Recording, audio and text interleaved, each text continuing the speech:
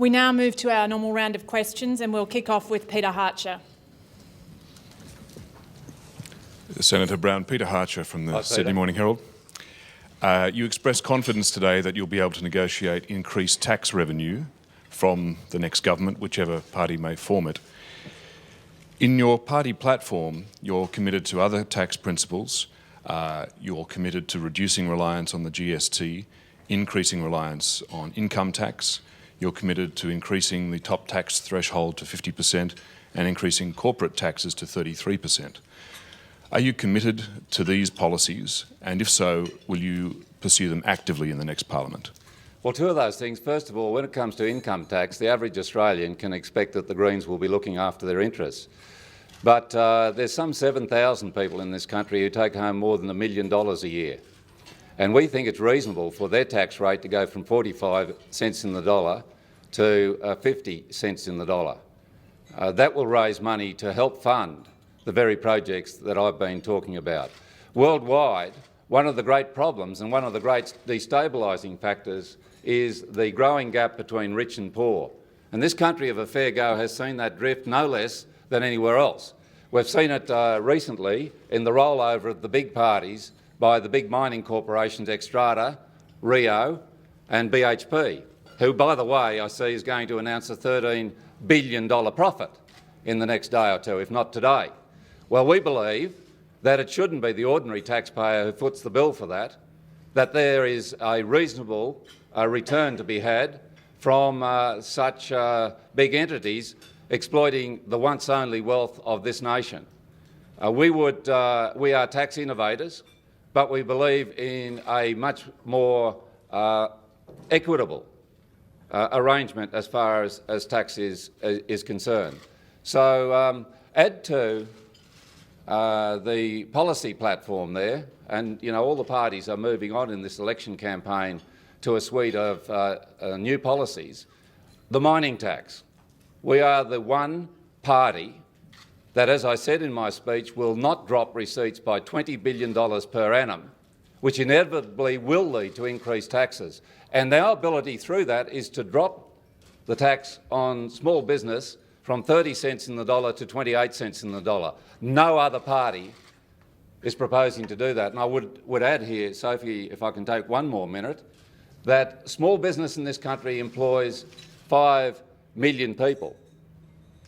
3 million of those would be in corporate small businesses, which would benefit from the Greens' tax proposal if we do negotiate successfully on the mining tax.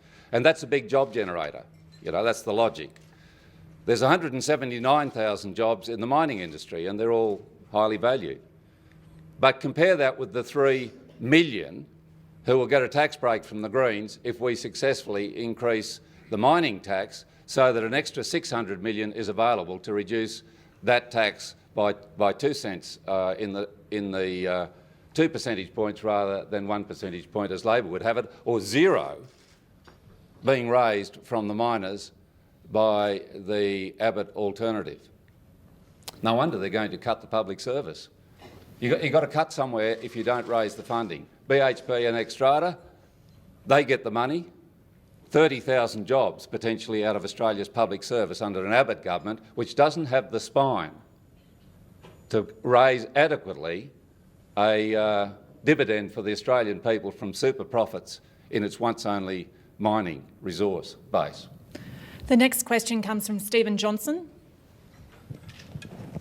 Good afternoon, Senator Stephen Johnson from Hi, Stephen. Australian Associated Press. Good afternoon.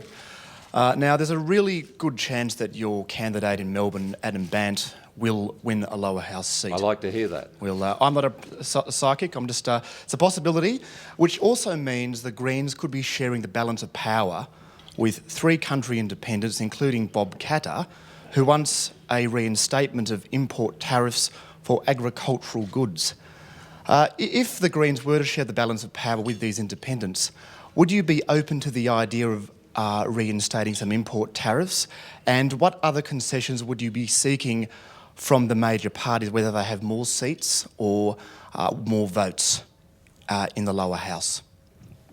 Well, firstly, I thank you for that vote of confidence in Adam Bandt. I think he's going well too. And I'd love to see him, and it'll be a huge dividend for Australia if he's on the floor of the parliament. I heard him speaking the other night at a dinner in Melbourne, and he's magnificent. The second thing is, as I said at this press club 5 weeks ago, we will have an informal arrangement with the crossbench in the lower house to discuss matters of the day without any caucusing, but an open and healthy discussion so that it's not just the big parties who know what's going on in both houses, but we have this cross-fertilisation between the two crossbenches in the parliament. There's a dividend for the Australian people. Thirdly, as I said in my speech, Adam will introduce onto the floor of the House of Representatives innovative ideas through motions and legislation which you simply won't get from Labor or Liberal. When it comes to Bob Katter, Tony Windsor and Mr Oakeshott over there in Port Macquarie, we get along well with them all. They're representing the country. But guess what? The Greens have overtaken the National Party, part of that coalition, which has put coal in front of their interests. And our support base in the bush now is almost equivalent to that in the cities. That's because we are in defence of the land. That's because we do want greater biosecurity in this country. Sorry to the editor of the Fin Review on that one. But when it comes to raising tariffs, that's not in our platform. However, we will look at the imbalance in the trade agreements. We voted against the US-Australia Free Trade Agreement and we've been vindicated. That's been a $12 billion free kick to the United States. I read about the potential mad cow disease infringements of meat being imported from the US. Whatever the basis of that, it needs further inquiry. 20 pages of conditions put on Australian farmers and producers which weren't there and weren't put on the US producers. Which feeble lot of politicians in the Howard era, backed by the Labor Party, gave in that direction? And there's free trade arrangements now being talked about for the Pacific with Japan and with China. I can assure the people on the land in this country, we Greens will be in there battling to look after their interests. And if Bob Katter and Tony Windsor and Rob Oakeshott feel the same way, well, there's a very healthy community of interest for the farmers of Australia. Stephen was also asking whether you deal with the party with more seats or more votes. Did you have a view on that? No, we will deal with the parties after the election. I get along well with both the leaders, Julia Gillard, who, by the way, negotiated with Rachel Seward to get that flexible work hours for disabled parents of disabled children through the Senate. Rachel's idea. Julia took that up when she was putting through the new work relations laws.